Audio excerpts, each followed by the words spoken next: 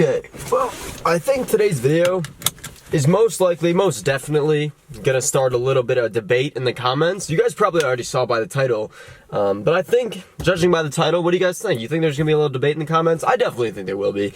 But regardless, today, guys, what is up? It is Jero Cars, and today we are going to be talking about, is my 4.6 liter 3-valve Mustang GT as fast or faster than a 5.0? And we're going to be talking a strictly stock 5.0. So we're going to be taking the stock 5-liter V8 engine in the new Mustangs from 2011 to present.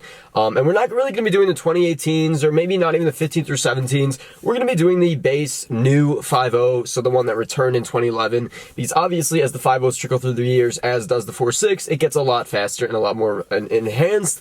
And so we're going to be talking about, in general, can my 4.6 liter 3-valve V8 keep up with a 5.0, whether it be the drag strip, a roll race, or a dig, or whatever it may be. And the other thing I want to say is that, like I said, this is going to be a stock 5.0, and my Mustang has, of course, some mods. A stock 4.6 liter 3-valve, or 4-valve, or 2-valve is not going to catch a 5.0 unless it's the Cobra, which has a supercharger on it. So they're always going to be faster, the 5.0s, but I'm saying, can my bolt-on Mustang catch one eventually, or does it already catch them? And so that's what we're going to be talking about today. I'm going to be giving you guys videos, my experience, my times of the drag strip, my power numbers, and stuff like that. And at first, I was going to go way in detail with like each dyno number for horsepower, torque, the line or the curve, and everything like that. But, you know, I don't think you guys are as interested in that. It's all about the real world tests, and I'm going to tell you exactly how I've kept up with 5.0s in terms of how close I was or how far ahead I was, and just my whole experience with it. And so yeah, here we go. And first things first, it cannot be a Jero Cars video without the straight pipe 3-valve startup. Am I right? Oh, no pops that time, damn it. It's a very sunny and warm for once day out here in Chicago. As you guys know, I live in Chicago, where Mustangs don't really like it too much because it's really cold this winter. It's been about, I would say, an average of maybe 15, 20 degrees, and before that it was definitely in the negatives for a while. So me on my Mustang with my summer tires making a little bit of power was not having fun. At this point today, it's about 50 degrees, it is sunny, it is nice, the ground's warm, I'm hooking, at least in second gear.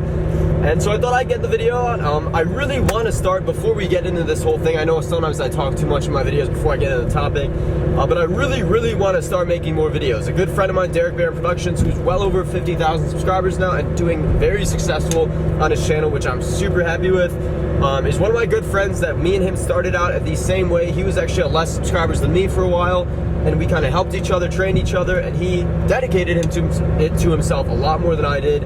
And he's doing really good. So I totally think I can do it too. And that's why I'm going to start grinding here, guys. So anyways, without further ado, let's talk about, is my 4.6 liter 3-valve as fast as the 5.0? Or is it faster? Who knows? I guess you guys will after this video. Here we go. So if you guys didn't watch my last video uploaded about 2 or 3 days ago, I basically went over a brief overview, which was actually a good pre-video to this video, of everything that's done in my Mustang GT. So it's an 06, it's a 3-valve obviously, and it has some bolt-ons to it. I got the car bone stock about 5 months ago, and since then, a quick overview is that I have a JLT Series 3 cold air intake. I'm gonna wait. It has a JLT Series 3 intake. It has a Lido remote dyno tune, which basically means that the car was never on the dyno, but it was data logged. It was tuned by a very reputable tuner in the 3-valve world, named by the name of Manuel Pazzo, or his tunes go by the name of Lido. So I've got a really good tune, and that's not me being cocky or anything. It's just I paid for it. I really like it. It works a lot better than Mammo, which is the most common Mustang tuner. And so I have the Lido tune, I have an intake, I have the Stida underdrive pulleys, I also have a catless H-pipe and a muffler lead, so a full straight pipe on the car obviously, and you guys will hear it in the video. And so yeah, I'm running, I think that's it. I mean, I do have some suspension stuff, I have better tires, and I have a lot of aesthetic things, because I wanted to make my car look better. So yeah, I got it not too long ago, I'm really happy with how it's doing. So how does it stack up with a 5.0? Well, put it simply, I guess I'll do a little intro to it. A 5.0, you know, a stock 5.0, I would say, I've never actually raced a bone stock one. I've raced modded ones, whether they be heavily modified or just an axle back. And I'll be honest, I will not beat a 5.0. I'll say it flat. I'll say that I will not, maybe 0 to, you know, 150, I won't beat a 5.0. So if the race is going to a top speed race, I'm not going to beat it. The 5.0s have an insanely good top end.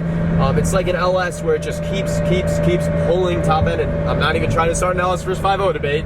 But obviously, the bigger the V8 and the more horsepower it has and everything like that, it's gonna pull a lot harder the top end. So that's where it gets tricky. A 5.0 will beat me to about maybe 120, 130 miles an hour, whether it be from, you know, a 40 roll, so a roll race on the highway, or if it's a dig, it will probably beat me to that speed too. That's where it kind of gets tricky though, like I said. If you're gonna talk strictly about, in general, about 0 to 100 miles an hour, a stock 5.0 will probably lose to me. And again, I'm not trying to be cocky like that. I'm gonna talk about my horsepower numbers and everything like that, and the weight of my car and everything, the gearbox. And basically, I've raced, I think it's been 3 5.0s now. So the first 5.0 I raced, well, going in order from fastest to slowest, the first 5.0 I raced was a 2014 Mustang GT, so the 5.0, it had a cold air intake, a Bama tune, and a full exhaust besides headers. And I raced it at the drag strip, which you guys will watch the video now.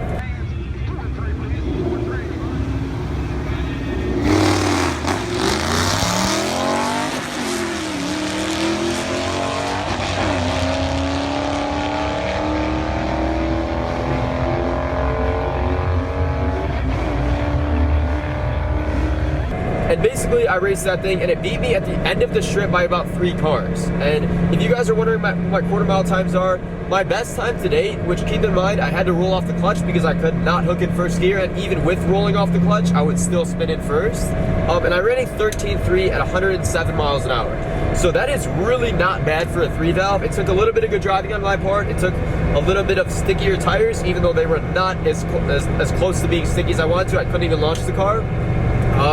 And with that being said, I was having to shift into 4th at the very end since I'm on the stock 355 gears. And so yeah, I ran a 13.3 at 107, which if you look on Motor Trend, if you look on Car Driver, the 2011 through 2014 5.0s usually run a minimum of 12.9 seconds in the quarter mile and a maximum of about 13.3, so about what I ran. But the thing is, in a real world race, a 5.0 driver would have to drive his car to its maximum potential to about 100 or 110 miles an hour, whereas I wouldn't even be at my full potential. I would be maybe going off the clutch light.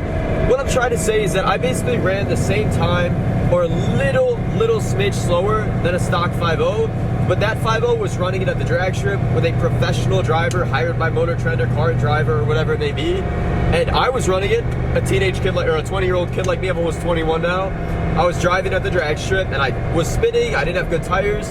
And to be honest with you, I saw a couple other 5.0s running there, and the next kid that ran after me had a 5.0, it was bone stock, it was a 2012, and he ran, I think it was a 13.7. So, if you're gonna talk how fast are the 5.0s at the drag strip, full potential, I think I'm about dead even or a little faster than it. Like I said, my time is a little bit slower, but I feel like if I had full grip or maybe as equal grip as the 5.0 had, I would probably run somewhere in the high 12-second range. And I know that sounds ridiculous, and it sounds like I'm talking out of my ass because I haven't ran that, but keep in mind, I'll just put the videos on screen of me running. You could see that I had to literally put a car at about 1500 RPM and then roll the clutch out instead of what a real drag race is supposed to be, where you get it cooking to higher RPMs, whether you have 2-step or not. Jesus, what is this guy doing? Dude, people are so dumb in this roundabout, man. I just went around a roundabout and the damn guy just like flew into me almost. But as I was saying, my car really was not at its full potential. Even the top dragsters there, the guys that really know what they're doing, were telling me if you had a better tire on that thing, you'd be deep into the 12s, which is obviously very good for a 3-valve, and it's also very impressive compared to a 5.0, which comes stock with about a minimum of 112 more horsepower and about 70 or so give or take torque on my car. So obviously I'm not stock, and we're comparing not really apples to apples, we're comparing a modded 3-valve versus a stock 5.0. But the thing is that the 3-valves do get a lot of hate. A lot of people say they're dogs, and to me, I wanted a 5.0, but I didn't have the money for it, so I bought a 3-valve, and I have been nothing but happy with this car, with how it performs on the street. It is a very quick car. And also, another thing is, obviously that's about a 0 to 100, 110 or so race. That's what a lot of 5.0s are running. You're basically doing a 0 to 110 at most in the drag strip, because if you think about it, you're going from a stop, you're flooring it the whole way down the strip, and by the time you finish, most 5.0s that are bone stock will run between 100 and 110 miles an hour. So you're basically essentially doing a 0 to 110. And my car, like I said, would probably be very close, if not slightly pull a 5.0 in that race. And I'll put another video on screen, or that's the one I showed you guys. That was a 5.0 that beat me about 3 cars with the exact same mods that I had at that time. Now I've also raced a cold air intake, tune, and exhaust, so the same thing. I think it was a 2012 5.0, and I'll put that race on screen. Okay.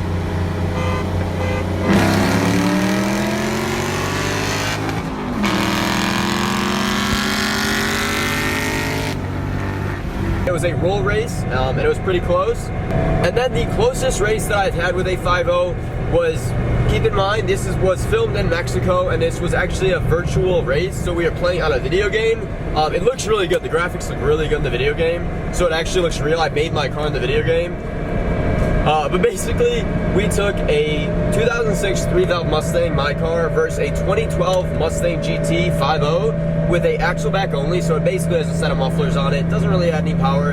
It also had a Hurst shifter on it, so the car power-wise was basically bone stock. He had a shifter on it, that was about it. And we raced from 40 to about 130 miles an hour. And like I said, that was really fast in the game. Like when I was playing on my controller, I was like, geez, this is really fast.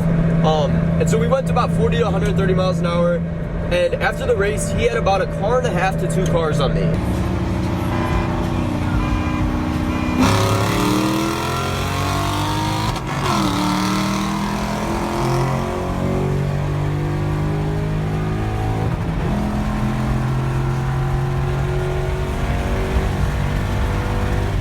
And this is kind of furthering my point in that to about 100 miles an hour, a 5.0 will be very close with me, or I'll be very close to the 5.0. And then after that, the 5.0's beautiful top end comes in and they just start pulling train links on me. My car is just not geared and not producing the power to keep up with that, which is another thing. One of the reasons I do believe I keep up with one is because of my extremely long gearing. I've got a bit of power to back it up, and with this 4-speed with the overdrive, I mean, I know it's a 5-speed, but I consider it a 4-speed with an overdrive because 5th gear is not really a racing gear. I have extremely long gears. I have 355s, and the gear ratios are very long in the actual transmission. And so I'm pulling and pulling and pulling and pulling while the 5.0 is shifting because it's a 6-speed. So he's shifting a lot more than me. I'm just kind of pulling. And the other thing is that, as you can see in the video, that was a dope Porsche that passed me. It was like a wide body Porsche. But as you can see in the video, I actually pulled him. So I was pulling to about, second gear takes me to about 65, 70 miles an hour in my car. And I had him all through second gear. As I shifted into third, the way my car's geared, it doesn't really get right into power, which is why a common mod for these cars is 410 gears. And yeah, you can see I'm making power shifting, I'm going, I'm pulling him, and then when I shift into third, my car falls behind a lot because I'm not in power. And then as you can see, he starts immediately pulling me when I get into third, but then as you hear my car start revving faster, hence making power, I start he starts pulling me a lot less. So I truly believe maybe if I had a set of 410s in the gears with everything I have now, since now I have maybe 15 to 20 more horsepower than I did in that race with that 5.0. I think if I got the 410s with my setup now, I honestly think I'd have a stock 5.0 really in any aspect. And like I said, guys, I love the 5.0. It is such a dope car. I wanted one for a long time. I unfortunately didn't have the money for it. But like, you put full bolt-ons on those things and they'd smoke a full bolt-on 3-valve all day. So for the price you pay, for the mods you put on it, a 5.0 will always be faster than a 3-valve. But if you find some grandpa or some cocky high school kid and it's 5.0, you're in your 3-valve, you got some bolt-ons, don't be too scared to try them, is what I'm trying to say. So, like I said, 5.0s are awesome. I love 4.6s as well. And also my dyno numbers, if you guys were wondering, we're about 320 to 330 at the wheels on a dyno jet, and about 330 to 340 at the wheels on a dyno jet for torque. So I obviously made a little bit less than that. I made about almost 290 on a Mustang dyno and almost 300 torque on a Mustang dyno, which is like, well, then you didn't make that much on a dyno jet. But obviously most of you guys know a dyno jet reads a lot higher than a Mustang dyno. So Mustang dynos are the lowest reading dyno. So I did make a little bit less on that, but I'm very confident that I would be well over 300 at the wheels once I strap my car on a dyno jet. So hopefully you guys enjoyed. Hopefully you enjoyed the videos. And like I said one more time, if you're gonna debate in the comments, feel free. It's awesome to debate, but try to keep it cool. But yeah, that is how my car stacks up with a 5.0. I'm hoping that next year when I run to the drag strip, I did say last video that I wanted to run low 12s this year in my 3-valve on an NA setup, which a lot of people were like, are you kidding me? But I honestly think I'm not too far away from it. This 3-valve is doing really good. It's pulling good. It's at 84,000 miles. And I made a good amount of power on the dyno, as much as my brother's Mach 1 with bolt-ons. And I'm thinking that with a tire, if I was rolling off the clutch and spinning through first and I ran 13.3, I'm thinking just with a tire, I would run about 12.9 or so. And I'm thinking with the mods I have now in the suspension, and once I get cams or headers, which I might not do the cams, but once I do more mods to this car, I'm very confident that I would be into the mid-12s or even low 12s, or maybe on a really high RPM launch. But yeah, hopefully you guys enjoyed. Hopefully you liked the video. That's all I got for you guys today. I will see you guys later. Be sure to follow my Instagram to stay updated with me, JRO Cars, same as what you're looking at right now on my channel. And I will see you guys later. Peace out, dudes.